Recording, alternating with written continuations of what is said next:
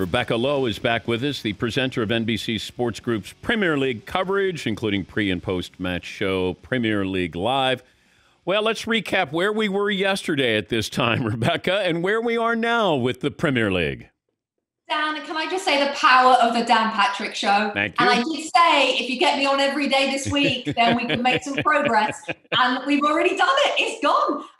Well, the recap is that this time, literally yesterday, I was sat in this very chair talking to you, and it looked like the end of football in Europe as we knew it in terms of competitive edge, competition, with the big six in England breaking away and joining the likes of AC Milan, Inter Milan, Juventus, Real Madrid, Barcelona, creating this new European Super League. However, when we were talking yesterday, I explained to you about the absolute uproar and the backlash from everybody, all the fans, from everybody involved in the sport. I could not find, and I searched for, one person who thought that this was a good idea. And would you believe it? I think I mentioned on the show yesterday that I had been told that Chelsea and Manchester City were starting to wobble. That was 24 hours ago. And they were the first two. I think City officially were the first club to say, we made a mistake, we're out. And then it was like a deck of cards. And all six English clubs, slowly but surely throughout the course of yesterday, all issued statements and said, yeah, mistake. We're actually thinking it was not the best idea. We're not going to be in the European Super League. We're out. And it's now down to two clubs. Real Madrid, Barcelona, just hanging on in there for that money. And I'm fine with that. They get to play for the championship every year. It's a home and away schedule. It's not confusing at all. Now, do you see other teams in the Premier League that the six have bowed out? Is there anybody else that might step up? Or is this done, do you think, when it comes to the Premier League? I think it's done, Dan. It's done because as much as I adore the other 14 clubs, and one of my clubs is one of those 14, they are not quite the ratings driver. They are not the big boys. I mean, Leicester City, West Ham fans will be shouting at their televisions at the moment or at their radios if I say that, because they're doing really well this season. But that traditional big six, it was really about those. There isn't really a European Super League for the likes of Burnley and West Brom and Crystal Palace. There just isn't. So I think it's dead. It's over. It's done. The big question, Dan, though, now is it was so damaging in that short period of time to reputations, to integrity, to honesty within the game. How do we stop this ever happening again and ever getting so close to the edge?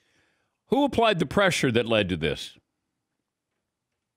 I think it's the fans. I think a combination of the fans and the media, but I'm going to give the credit to the fans because the fans created the furore which the media then reported on.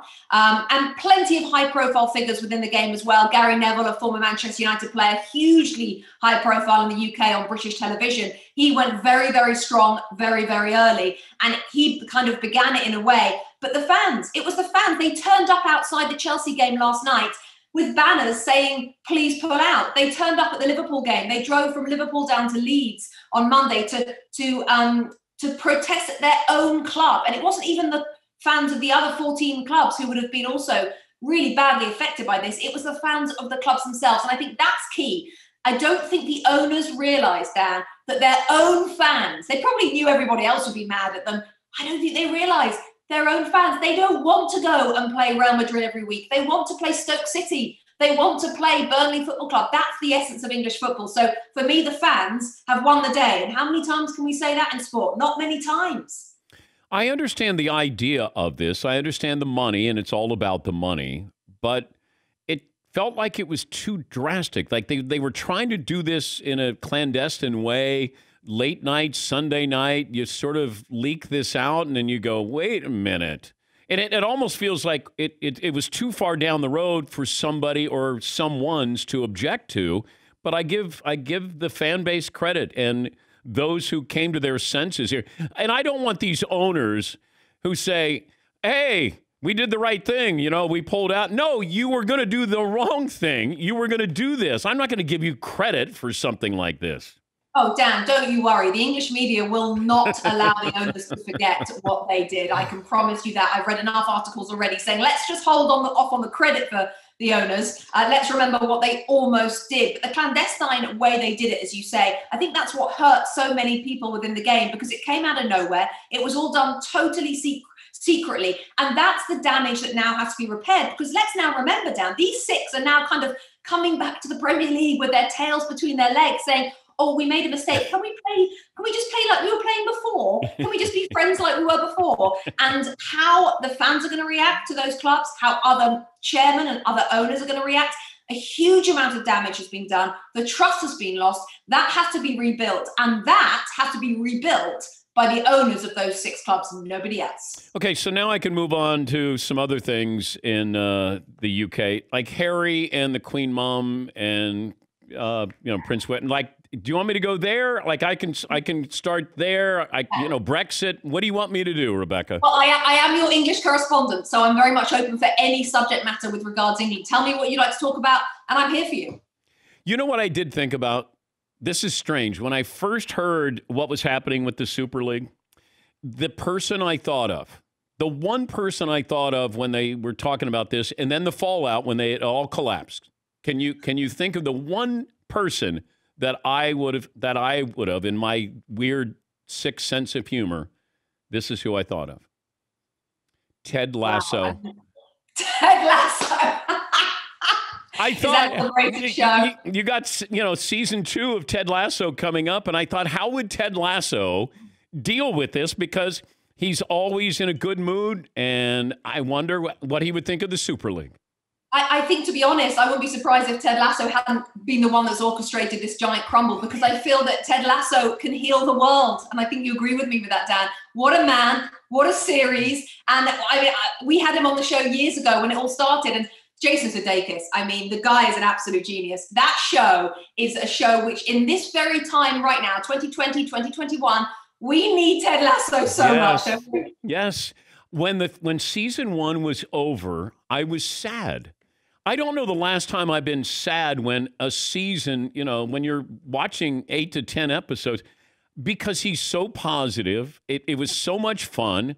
It allowed people who are, dipping their toes into soccer, because we're sort of like Ted Lasso in some ways. Some of us, we're like, what's offsides? No, seriously, like, what is offsides? Help me out here. And so I'm anxious in July for Ted Lasso to come back.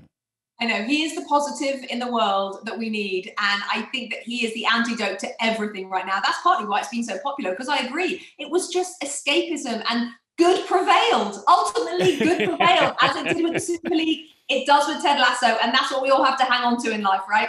I was worried about you yesterday. I was. I had not seen you like that. And it was, I could tell, like it hurt. You weren't unhinged, but you were, the passion was there. And we're supposed to compartmentalize when we're on the air. We're supposed to, not show our emotions. And it was like, I could tell that it hit you hard yesterday. It did, Dan. And I think as well, I've been in this world for nearly 20 years, this industry, and I grew up watching the game. It means a huge amount to me, and it's a huge amount to every football fan out there. It's a family thing. Like I say, it's like a religious thing, really. Football is like that. And it's my career, and it's my whole life, really. And that felt under threat yesterday. Everything that I loved about my life, separately from my family, felt like could all change. And I think we've had enough of that, haven't we, since March 2020, when what we knew of life suddenly changed. And I don't want any more change. So I tell you, we popped some champagne last night, my husband and I, and we raised the glass to good. Do you love, in order, you love your son, Teddy. Correct. And then where's the Premier League, and then where's your husband? My husband's just gone out, so I can definitely tell you that the Premier it's a huge part of my life, and I would say the same. And actually, most football fans would say that their club winning a trophy is up there on the same day as their birth of their first child. I mean, I actually know one guy who works in the game who is very proud of the fact that he has never been at the birth of any of his children, and he has a few children, because he's always been at a football match on the day that they've been born. He's very proud of that. So that is how deep this game runs in England, Dan. I'm probably not going to talk to you tomorrow. What? Okay. I mean, unless something happens, I'm probably not going to have Todd reach out to you. Okay. Oh, I get it. So you just bring me in for the big story and then just wheel me out for another year. I gotta bring in some Royals tomorrow. Like, I got other things to worry about. I fixed this. Now I move on. Oh, the Dan Patrick Show, just moving through the world, fixing massive problems. I love it. Just in Europe. Thank you, Rebecca. Anytime. That's Rebecca Lowe, a presenter, NBC Sports, with the Premier League coverage, pre-post Premier League live.